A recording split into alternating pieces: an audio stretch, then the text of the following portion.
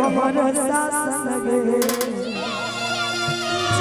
police पर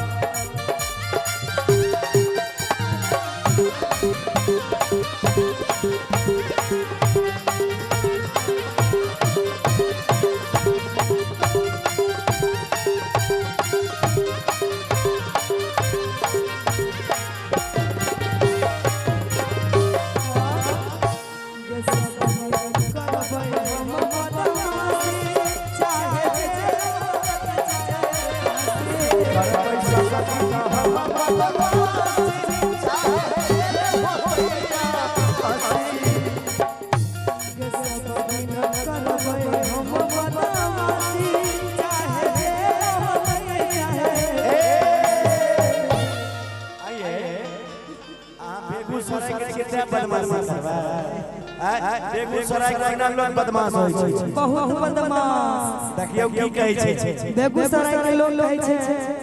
अरे हमरे घर से रंगदार के हेरे हमरे घर से रंगदार के दाल रोटी और राइफल से खोटा ठोकाला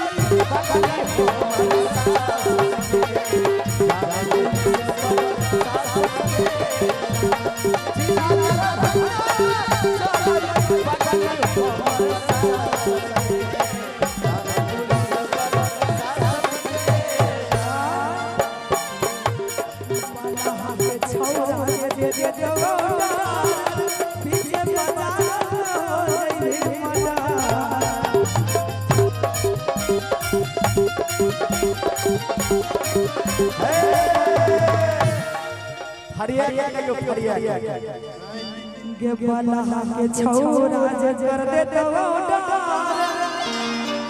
बीचे जरा भंगा में हो जई मना गे बगली नेता विधायक लगबे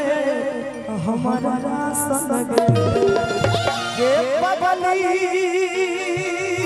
क्या बात गे नेता विधायक लगबई हमर संग पुलिस प्रशासन